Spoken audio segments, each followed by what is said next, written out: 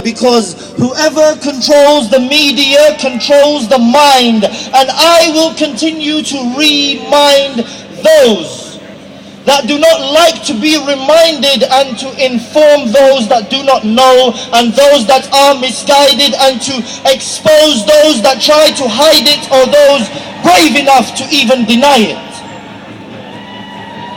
The genocide of a population under military occupation, the attack and the massacre of a sovereign nation, reiteration the words that flow. But everyone has got to know of the elaborate, extreme, excruciating scheme, the Zionist regime, the helpless screams, no dreams for the children of Gaza. The ones that grow with no mother or father, and a response that erupts onto the streets like lava, and a tear is shed for every single martyr, but rather it's a crime against yourself and me in the place that we live. A feeling of helplessness. There is more that we can give, supporting the plight, the struggle, the fight, but fear grows in darkness. So let us turn on the light for those that suffer an intolerable existence. Resistance is the only commitment for restoration, retaliation. But do not ever compromise yourself in their situation. Manipulation makes the media the most powerful entity on earth. And for what it's worth, they have the power to make the innocent guilty and the guilty innocent from birth.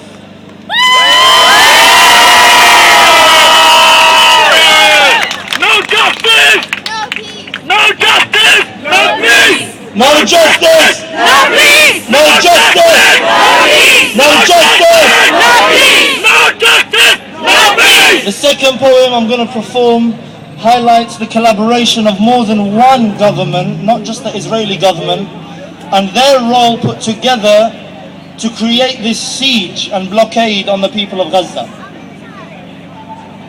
This one's called Antibiotics. They continue to change the law against universal jurisdiction. Conviction. They are causing the friction between the sides and don't confront the situation and the lies beneath the surface. And we continue to point out the crimes against humanity, a calamity, with one aim behind it: to annihilate the sovereign rights and hide it, confine it. They can't even deny it. Why? Because under international humanitarian law, it's an occupying force that wages war, and despite claiming to disengage and its insistence that it no longer remains, but it still occupies and maintains effective control, like it holds the reins over the entry and the exit of the borders it claims, the airspace, seas and economics. The country's bleeding, in need of bionics, or at least antibiotics, to heal the pain of the boom sonic. And instead of the governments looking for change in law to prevent the war criminals from being brought to justice, held accountable for their injustice, not the Palestinians being punished through the collective government blockades and siege. Obscene. It's a political tipping point, but the scales are uneven, so let's not allow a safe haven for the protection of policy. To those that bring about the situation's complicity, like a windmill generating electricity, emitting a hum and a vibration that can't be felt or heard, a feeling beneath human perception, a disruption. They're poisoning this paradise with their unjust racist corruption. And you can tell me that I'm taking a political stand, but as far as the politics goes, it's the politics of those who seek to obstruct a means of life like it's a game of dice. 1.5 million people confined in a prison, four sides like a prism with no reflection of light. This is not cubism, Pablo Picasso's vision. I paint my own pictures, and this is raw realism. Free, free, free, free, Palestine! free, free, Palestine! free, free, Palestine! free, free, Palestine! free, free, Palestine! free, free, Palestine! free, free. Palestine! 1, 2, 3, 4.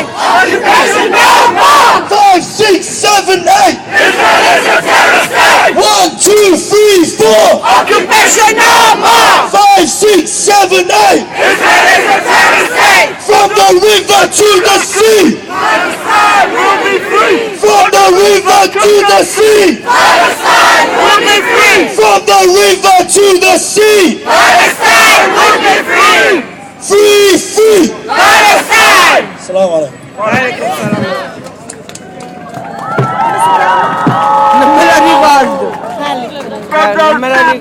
From the river to the sea! From the river to the sea! Palestine will be free! From the sea to the river! Next speaker to you.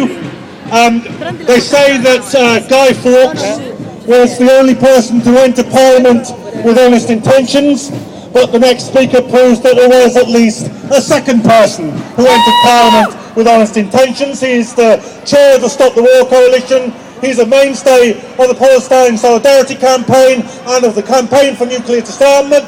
He is more than that, a tireless activist. He is the Labour MP for Islington North. Please give a huge welcome to Jeremy Corbyn.